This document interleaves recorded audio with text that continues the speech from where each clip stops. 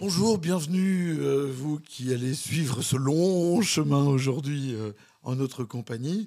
Cassandre est là. Bonjour Eric. Bonjour Cassandre. Cassandre qui est la petite voix qui pose les questions auxquelles je ne pense pas, qui est vierge de tout soupçon. Tu ne connais rien au vin, on est bien d'accord? Exactement. T'en bois à peine, enfin non, t'en bois quand même beaucoup. Hein. T'as un problème d'alcoolisme, il faut bien le dire. Enfin, j'en ai parlé avec ta mère il n'y a pas longtemps. Donc voilà, c'est ça, engager des jeunes. Et aujourd'hui, nous recevons, donc Cassandre et moi, nous recevons Johnny Symington. Johnny Symington, du groupe Symington. Bonjour Johnny. Bonjour Eric.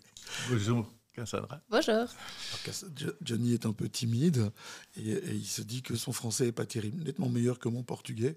Parce que bien qu'il s'appelle Johnny Symington, il est à la fois anglais, écossais. Ouais. Pas anglais. Hein. Écossais, anglais et portugais aussi. Et portugais, oui. C'est compliqué. Oui, un peu compliqué. La famille Symington vit dans le vin depuis combien de temps? 140 ans. Ah, quand même, ça commence à faire longtemps. Oui, c'est beaucoup de temps. Oui, oui. Ça fait combien de générations, ça? 5 en total. Tu es la 5e? Non, je suis de 4e génération. D'accord. Et nous avons déjà la 5e génération dans la société. Dans la compagnie, oui. Dans la compagnie, absolument. Oui, c'est votre fille qui est oui. déjà chez... Dans quelle compagnie elle est, elle? Ma fille est le brand manager de Grahams. De Grahams, ouais, d'accord. Absolument. Et j'ai plusieurs autres. Nous sommes une famille un peu unique hein, parce que 140 ans, 5 générations. Et nous avons travaillé dans le Douro, la région de Porto, depuis 1882. Et nous sommes toujours là. Et ça n'arrive tous les jours. Vous êtes les seuls, en fait, à peu près depuis aussi longtemps. Oui. La plus vieille famille. Oui, nous sommes la seule famille britannique qui continue depuis assez longtemps comme le seul propriétaire de la société. Et nous dirigeons la société aussi. Et nous avons nos propres vignobles aussi. C'est un peu unique. Et quel fameux vignoble. Hein. Ah oui, ils sont très jolis. Ah, effectivement. Oui, oui. Alors l'histoire commence comment? Qui est le Symington qui arrive? Il vient d'où? Il vient d'Écosse, il vient de Grande-Bretagne, enfin d'Angleterre? Il vient d'Écosse. Ouais. C'est mon arrière-grand-père qui est venu avec 18 ans au Portugal. Il est arrivé à Porto. Il est absolument passionné par la région, par les personnes, les Portugais. Et aussi par les vins, évidemment. Et il a commencé à travailler pour une famille, aussi une famille écossaise à Porto, qui s'appelle Grahams. Et il a adoré le Portugal, les vins de Porto, la région de Douro, c'est très belle. Et puis, il a commencé son propre société de vin. Et ça a commencé comme ça. Donc, la famille, donc il commence une compagnie qui s'appelle Symington. Ouais. Et puis un jour, Symington va racheter Grahams. Oui, absolument. C'était la génération de mon père qui éventuellement a acheté Grahams en 1970. Et ça donnait le tour, si vous voulez. Et c'est vraiment ces deux familles écossaises qui a construire les grands noms, les grandes marques de Porto à l'époque. On dit qu'il y a des Porto écossais, enfin anglais, ouais. Et des Porto portugais. Oui, oui. C'est quoi la différence de style entre les deux? Bien, à l'époque, c'est plus les styles plus fruités et plus riches, si vous voulez, que c'était fait par les maisons anglaises, les maisons écossaises, pour le marché britannique. Et le portugais a bu les portos plus tonis, les vieilles tonis qui sont en vieillissement en fût de chêne. Et l'autre style, c'est surtout le vintage qui s'est envieillissé en bouteille. Mais les deux sont des produits absolument exceptionnels. Tout à fait. c'est question de goût. C'est pas une question un c'est mieux que l'autre, non, c'est comme tout dans la vie, c'est une question de goût, de préférence. C'est pas l'un ou l'autre, c'est l'un et l'autre. Absolument. Cassandre, le Porto, tu connais un peu? J'en ai déjà goûté, mais après, je sais pas c'est quoi la différence entre du vin. Qu'est-ce qu'il fallait entre un vin et un Porto? Non, mais le Porto, c'est du vin. C'est fait à base de raisin. Tout ce qui est fait à base de raisin, c'est du vin. La définition. Et le Porto est un vin. Mais c'est un vin dont on arrête la fermentation en ajoutant de l'alcool dedans. Il est muté. Et grâce à ça, c'est le côté magique. Donc on vendange à vendange normale. On laisse fermenter le jus, on appelle ça le mou. Et lorsqu'il atteint 5, 6 d'alcool, enfin ça dépend, c'est pas aussi précis que ça, on va ajouter de l'alcool dedans, de l'alcool à base de vin, donc du vin distillé. Et on va monter l'ensemble jusqu'à minimum 19 et maximum 21. Et le fait que ce soit aussi sucré, c'est quoi qui rend cette... Parce qu'il n'est pas fermenté complètement. Et donc, c'est le sucre naturel du jus qui n'est pas transformé. Il faut 17 grammes de sucre pour faire 1 degré d'alcool. Et à peu près... Vous êtes très technique. Mais j'essaie d'expliquer. Mais c'est vrai, c'est vrai.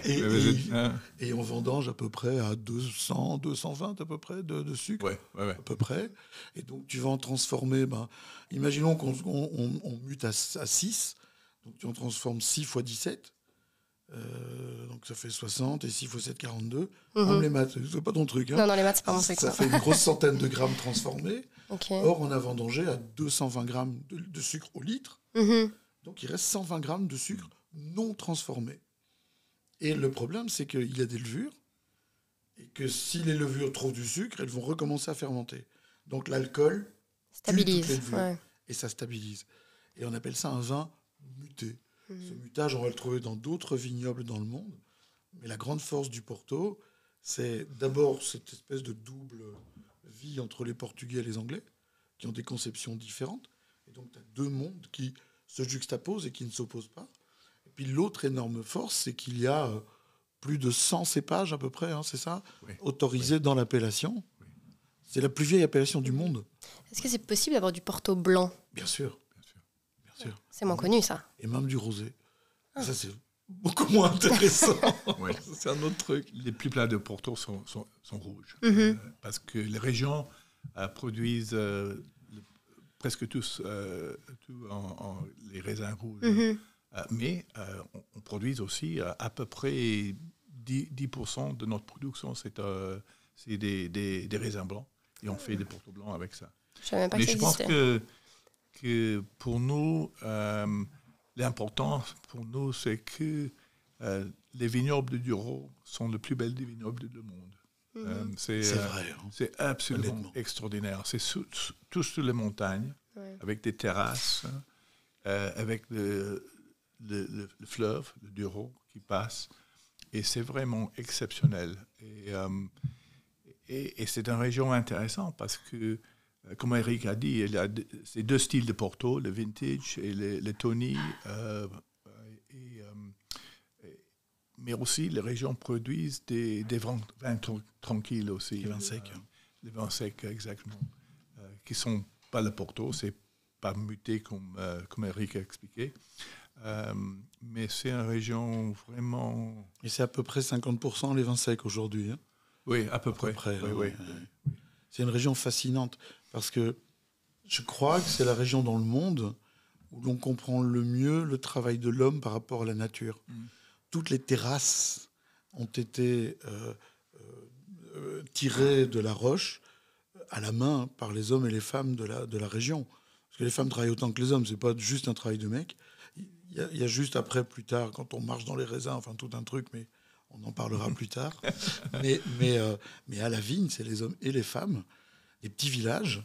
Et un problème aujourd'hui, c'est que les communautés vieillissent, que les jeunes sont partis.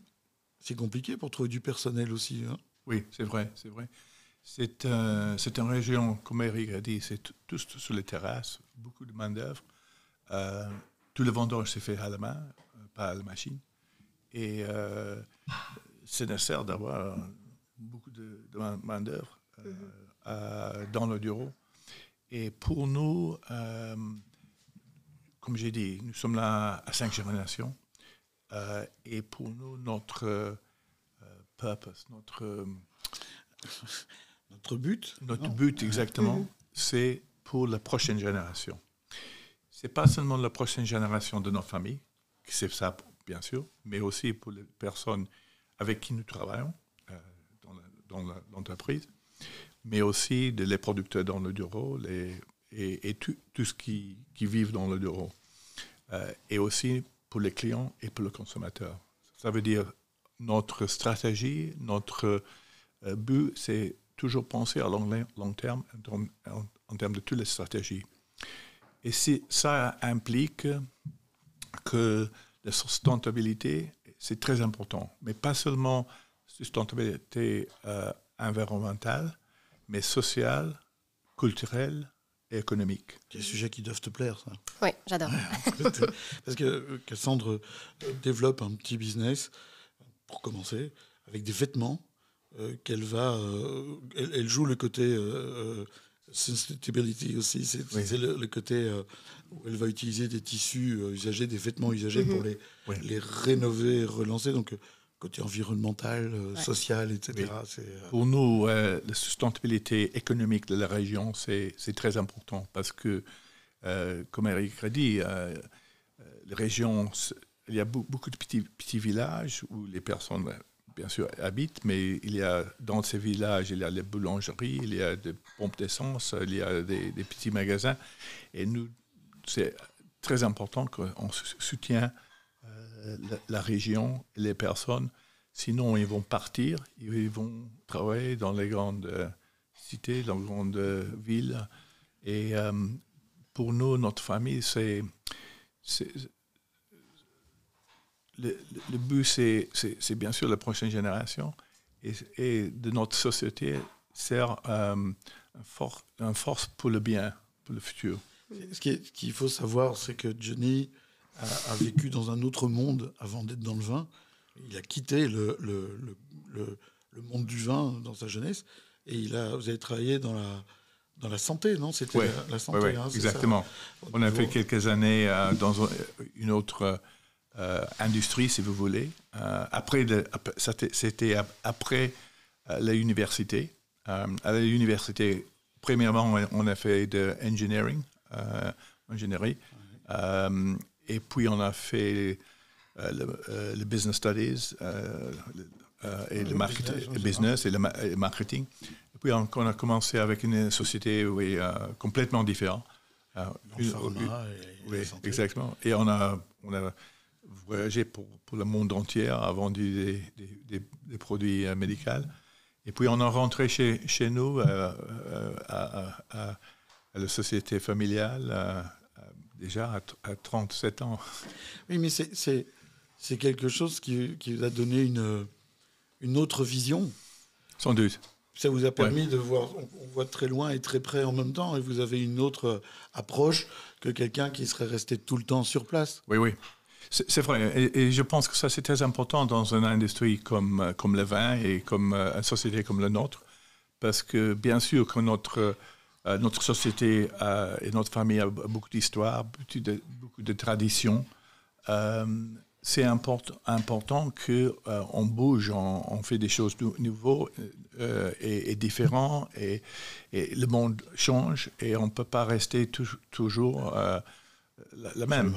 Et pour nous, par exemple, maintenant, soit les nouveaux de notre génération, soit les autres nouveaux qui entrent dans la société, pour moi, c'est très important d'avoir des jeunes personnes intelligents qui viennent avec des nouvelles idées, qui veulent faire choses différentes et nouvelles et pas seulement faire ce qu'on a fait dans le passé. C'est un blend, si vous voulez, entre la tradition et le nouveau. L'innovation, exactement. Il faut garder le DNA, l'ADN aussi. Oui. Et c'est ça la vraie difficulté, c'est qu'il faut mettre les deux en combinaison. Parce que le style du vin, et ça tu dois comprendre, c'est que le style du vin évolue. Les Portos d'aujourd'hui ne sont pas les mêmes qu'il y a un siècle, mais en même temps, ils sont les mêmes. Et donc, il y a ce côté... tu dois garder une ligne, l'élaboration du vin, les cépages, le climat évolue, bien sûr, mais peut-être moins que dans d'autres régions, le climat, je ne sais pas. Mais il faut aussi apporter de temps en temps une vision nouvelle. Et ce n'est pas juste mettre de la couleur sur une étiquette, c'est autre chose. Oui. Et qu'est-ce qui différencie par exemple le Porto Tawny et le vintage? Est-ce que c'est le cépage? Pour 1 heure, je vais expliquer. Moi, les deux ou... Bien, c'est surtout la façon de l'envieillissement. Après que le Porto s'est fait, après la fermentation et le moutage avec l'eau de vie, après le vintage, c'est l'envieillissement en bouteille, qui c'est un envieillissement beaucoup plus lent. C'est combien d'années? Ça dépend. Là, sur la table, il y a des 57. Oui. 57 ans? Non, de 1957. Ah. Oui, mais ça peut aller... Ça commence... normalement, on commence à boire le vintage avec 20 ans d'âge, mais ça peut aller à 50, 60, 70 et même plus. De temps. Il y a une possibilité énorme en termes d'investissement. Et puis, c'est un vieillissement beaucoup plus lent en bouteille. Et puis le Tawny, c'est un vieillissement en fût de chêne, où il y a un peu d'oxydation naturelle. Et ils perdent plus de couleur. Et la couleur de Porto, c'est moins foncé, c'est un peu plus brun, plus doré, si vous voulez. Et il a un caractère, un goût vraiment très différent. Le vintage et la famille Ruby, Late Bottle Vintage, quand tu les ouvres, il faut les finir dans les quelques jours qui suivent, 3-4 jours, comme n'importe quel vin. Les Tawny, quand tu les ouvres, tu peux les laisser ouverts parce qu'ils sont déjà oxydés. Okay. Tu comprends? Donc, tu n'es pas obligé de finir la bouteille tout de suite. Et donc, dans un restaurant, par exemple, à l'apéritif, si on te propose des Tawny, tu sais qu'ils connaissent leur métier. Si on te propose un vintage au verre, tu peux commencer à douter de leur qualité parce que la bouteille est peut-être ouverte depuis trop longtemps, mais tu le goûtes tout de suite, le vin s'abîme. C'est de nouveau, c'est le côté anglais et le côté portugais. Et tu ne vas pas avoir les mêmes usages. Mais quand tu achètes des vintage, tu les mets dans ta cave et tu les achètes pour la génération suivante. Mais Eric, vous dites et correctement cette différence entre le style anglais et le style portugais. Mais ça, c'est un peu dans le passé. Maintenant, les Anglais boivent beaucoup de Tawny et beaucoup de vintage. Et même les Portugais boivent beaucoup de vintage et beaucoup de Tawny aussi. Maintenant, c'est complètement équilibré. Ça, c'est un changement dans les derniers 10 ans que le marché a un peu comme en Belgique aussi. Oui, et basiquement, il n'y a pas cette grande différence entre les deux. Maintenant, les produits sont tellement bons qu'ils aiment les deux et tout fonctionne. Moi, je voudrais revenir un tout petit peu sur l'histoire. Comment est-ce qu'une famille et une entreprise comme Symington a passé tous les tourbillons de l'histoire au Portugal? Parce que la Révolution a quand même été quelque chose qui a changé beaucoup de choses dans les propriétés. Ouais. Les guerres de décolonisation ont beaucoup appauvri le pays. La dictature, c'était quand même autre chose aussi comme époque. Et vous avez tout traversé toujours comme ça, très tranquille par-dessus tout ça Très tranquille. Très tranquille. Avec beaucoup de chance. Non, c'est vrai, Eric. On a eu beaucoup de crises, si vous voulez, pendant les siècles, si vous voulez.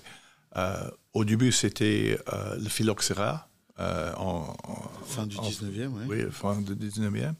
Le bubonic plague, la Première Guerre mondiale, la Deuxième Guerre mondiale, la révolution au Portugal, le Brexit, terrible. Et ça, c'est pas encore fini. Hein. Oui. Le Covid, la pandémie. Maintenant, la guerre en Ukraine. Et chaque fois, on a réussi de passer et continuer. Pourquoi? Oui, un peu de chance, oui, ça c'est vrai. Mais aussi, c'est toujours la stratégie à long terme. don't panic, continue. Et c'est la sustentabilité de la personne. C'est un people's business. C'est une affaire de personne. Et ça, c'est très important. C'est vrai qu'on produit des vins. Je pense que la période plus difficile, c'était après la Deuxième Guerre mondiale. Mon père, il était dans l'armée britannique et il est revenu au Portugal en 1949, après la guerre. Mon grand-père était dans le renseignement, l'intelligence de Royal Air Force en Angleterre pendant la guerre. Et il est revenu au Portugal en 1946. Et à l'époque, après la guerre, les ventes de Porto étaient presque nulles. Rien. Il doit recommencer de nouveau.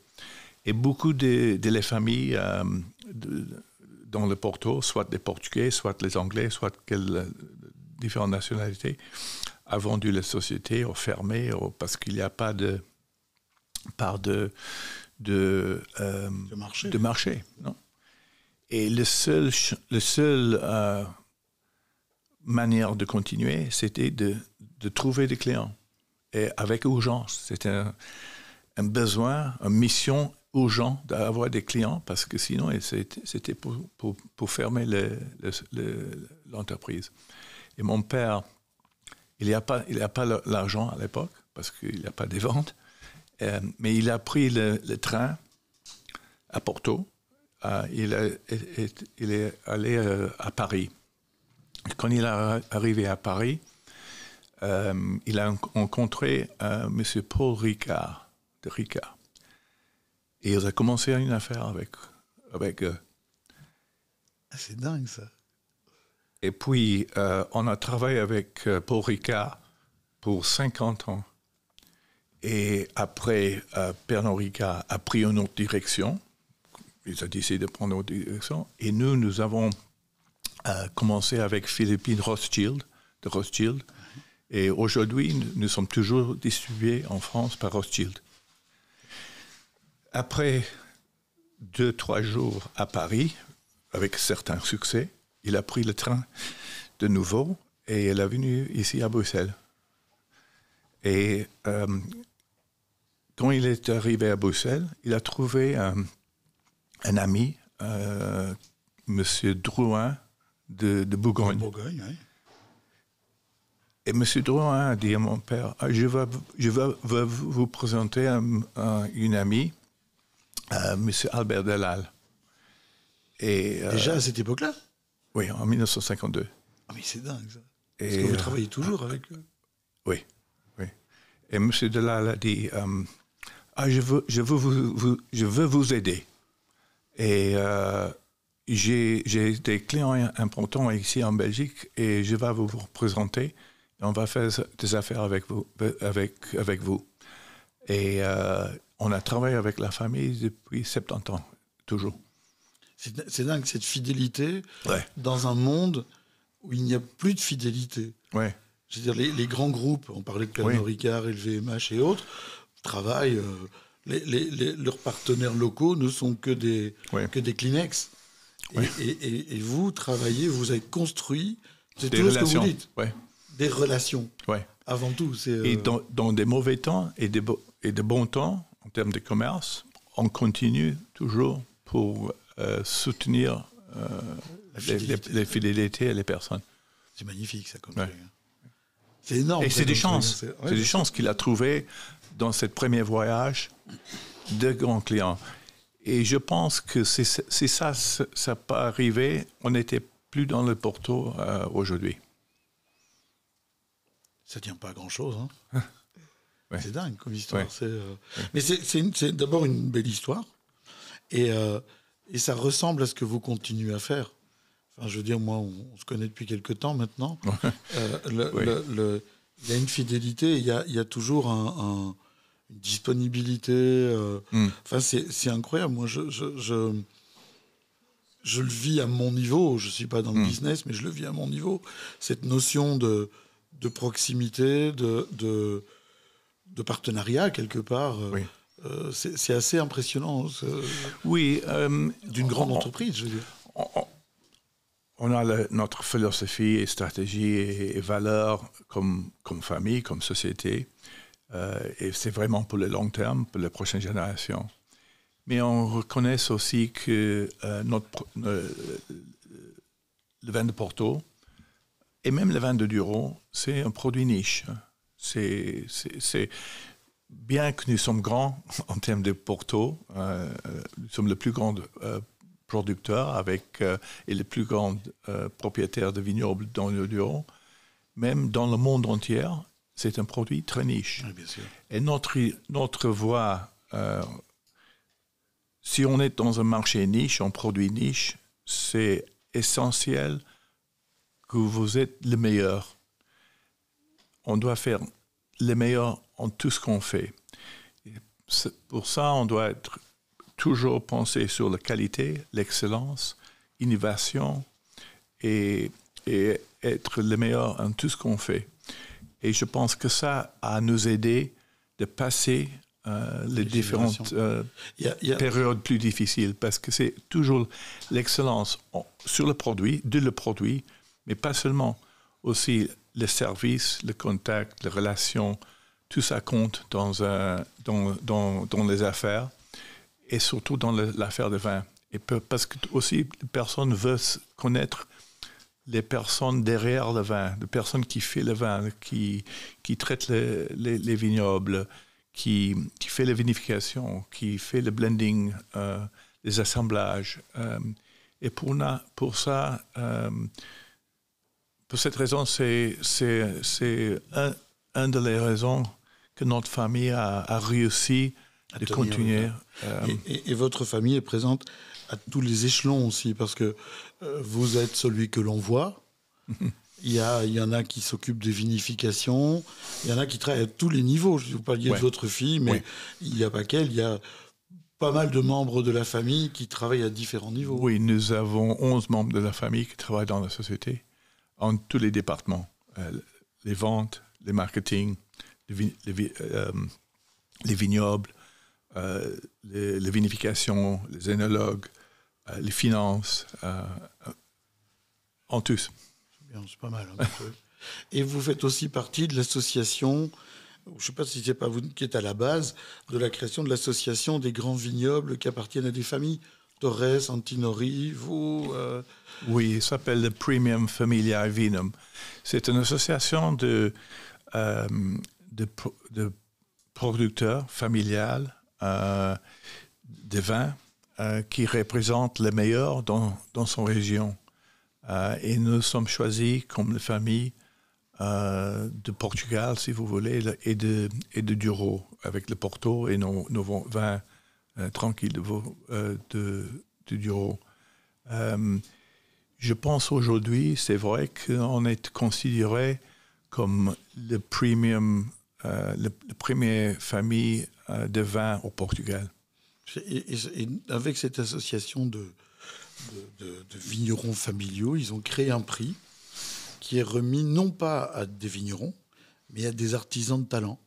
Et la première fois qu'ils l'ont remis, et c'est un budget assez conséquent, c'est pas mal d'argent, c'est pas 250 €, c'est un luthier bruxellois qui a reçu la première fois ce prix. Oui. Des gens qui s'y attendaient pas du tout.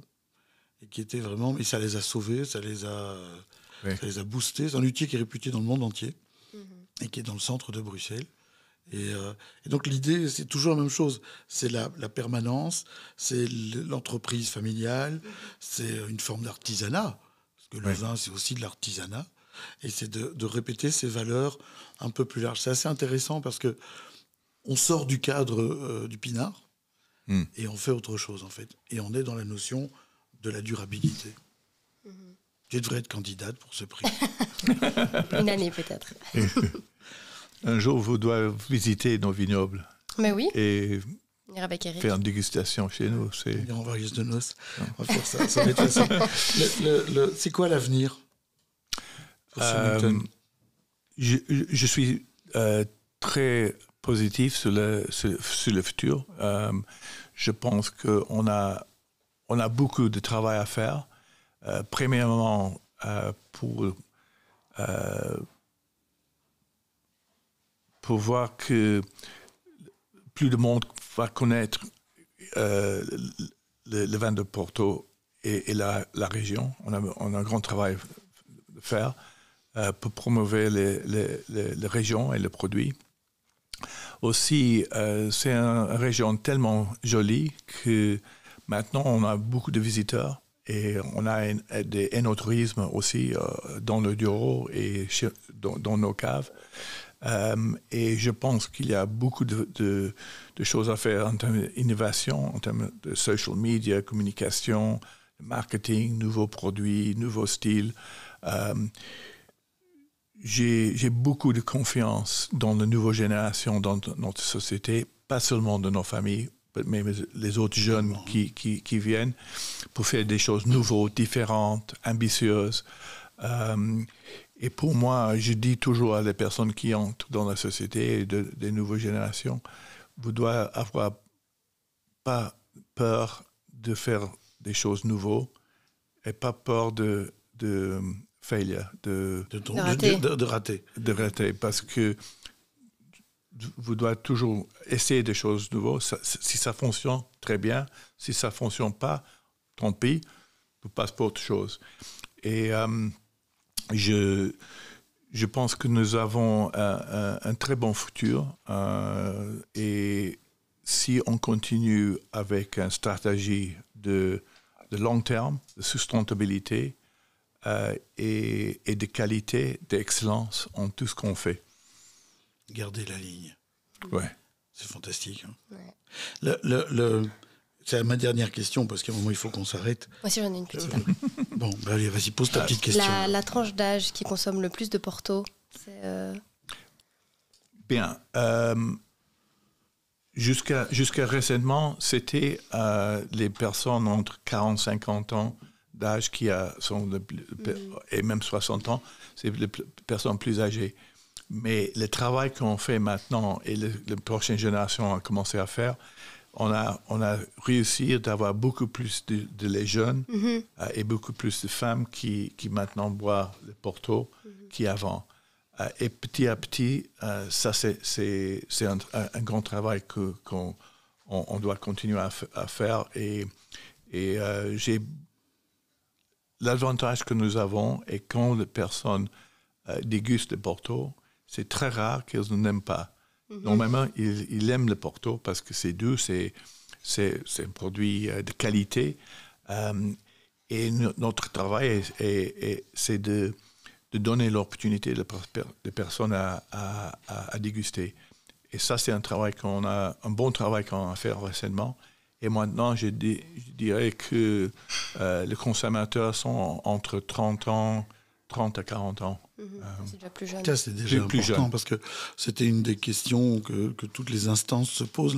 L'Institut des vins de Porto, c'est de savoir où on va aller parce que la consommation baissait un peu et il faut une nouvelle génération.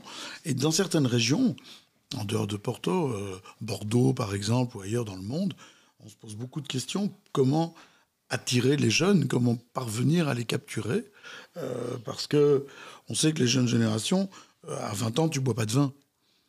Et le vin vient plus tard dans ta vie, surtout avec une réflexion. On commence, mais on considère en général que c'est l'âge du premier enfant. Donc c'est plutôt entre 25 et 30 qu'entre 20 et 25. Et c'est là, à ce moment-là, qu'on se met au vin tout doucement. Et le Porto, comme il était bu par des gens plus vieux et qu'il avait une image un peu plus vieille, c'est compliqué. Et c'est intéressant parce que sur un marché comme la Belgique, les volumes diminuent. Donc on en vend moins, mais on vend mieux. C'est-à-dire on vend des produits de meilleure qualité. Exactement ce qu'il expliquait avec l'Angleterre et le Portugal tout à l'heure. C'est-à-dire qu'on a un changement de paradigme. Au lieu de boire du Porto en grosse quantité, on diminue la grosse quantité, mais par contre on augmente, on boit plus de vintage, des LBV, des belles Colheita, des 20 ans, 30 ans. Chez Grams, notamment le Tawny 20 ans est un un must-have. C'est vraiment, fantastique. C'est vrai, Eric. Et c'est vrai que Belgique était à l'époque un très grand consommateur de Porto. Ça a baissé un peu, mais il y a beaucoup d'autres pays qui augmentent. Quand on est arrivé dans l'affaire en 1985, à 37 ans, on a vendu à peu près à l'époque 800 000 caisses. 800 000 caisses. Maintenant, on vend 2 millions. Tous les ans, on a augmenté, sauf 2 ans qui ont une légère baisse. Mais en 37 ans, 35 ans, on a augmenté les ventes. Plus que le double. Ça, c'est en Belgique, ça? Non, dans le monde. Okay. 800 000 caisses en Belgique, c'est des caisses de plusieurs bouteilles. Hein. C'est beaucoup quand même. C'est seulement pour vous donner une idée qu'il y a une image de certaines personnes que Porto est un produit en baisse. C'est absolument le contraire. Ça augmente pas rapidement, parce que 37 ans, c'est un long temps. Mais petit à petit, tous les ans, on augmente. Mais très stable. L'année dernière, on a augmenté. 2020, on a augmenté. 2019, on a augmenté. 2018, tous les ans, on augmente. Et comme Eric a dit, c'est surtout les produits, les vins de Porto premium qui augmentent, plus que le standard. Et c'est pour cette raison qu'on a une vision très positive de le futur. Est-ce qu'on peut dire que le Douro, dans son ensemble, est le pionnier d'un œnotourisme New Generation? Parce qu'il y a on connaissait l'œnotourisme en Toscane, à l'italienne. Dans le Douro, il y a un autre œnotourisme. On peut considérer que la France découvrira un jour le œnotourisme correctement, mais ils sont fort en retard sur beaucoup de choses. Tandis que dans le Douro, on a un œnotourisme très, très luxueux.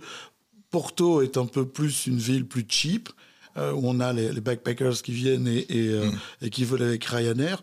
Mais dans le Douro, on est sur des choses beaucoup plus intéressantes économiquement parlant, avec des hôtels de très grand luxe. C'est vrai. Avec des quintas dans le monde du vin qui reçoivent de façon extrêmement luxueuse. Et est-ce que ça contribue à cette revalorisation du Porto à travers le monde, de l'image du Porto? Sans doute, c'est absolument vrai.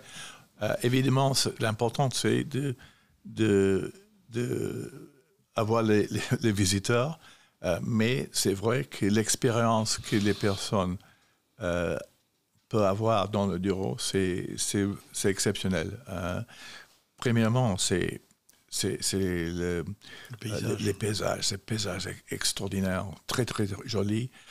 Normalement, du bon temps. Bien sûr, l'hiver, ça pleut un peu, on espère, parce qu'on a besoin de l'eau pour les vignobles. Mais l'été, le printemps, l'été et même l'automne, c'est une période magnifique. Il y a des belles petits hôtels de luxe et des autres hôtels. Et petit à petit, des très bons restaurants aussi. Mais ça, c'est une chose assez récente. Et je pense que ça, c'est une bonne chose pour le futur. Ça va valoriser la région, les produits et... oui, parce qu'il y a un vrai travail de découverte, enfin d'opportunité de découverte. Il y a un train qui a été remis en service, un vieux train très luxueux qui te permet de monter dans la vallée. C'est un peu, c'est pas l'Orient Express, mais c'est comme ça le rêve à portée de la main. On peut le faire en bateau. Les croisières sur le Douro, ça marche, mais à fond. C'est vraiment énorme le nombre de gens qui viennent. Le seul truc qu'il faut faire, c'est pas le faire en voiture. Parce qu'ils roulent comme des fous et c'est super dangereux. C'est pour ça qu'il n'y a pas de pilote de Formule 1 portugais. Ils meurent jeunes. Ils n'y arrivent pas. C'est trop dangereux. Mais on est sur un truc incroyable. Et c'est incroyable parce qu'il y a énormément de plis et de replis géologiques. Ça prend un temps fou à comprendre, à visiter. Et donc, c'est un domaine viticole où on peut... Enfin, c'est une région viticole où on peut être là une journée, où on peut passer une semaine, c'est la même chose et on ne s'ennuie jamais. C'est vraiment un truc Il faudra qu'on y aille. Je t'emmènerai. Parfait. Je mettrai une paire de bretelles, je ferai un sac à dos et puis on partira. Jenny, merci pour tout ce temps. Merci on a pris le temps de parler calmement. C'était un plaisir. Merci beaucoup. Et c'est quoi votre Porto favori? Votre millésime préféré? Peut-être le 1963. Un vintage. J'ai entendu dire que c'était pas mal, ouais. Et Anthony, le 1952. Une grande année. J'avais moins 72 ans. À bientôt. Merci beaucoup.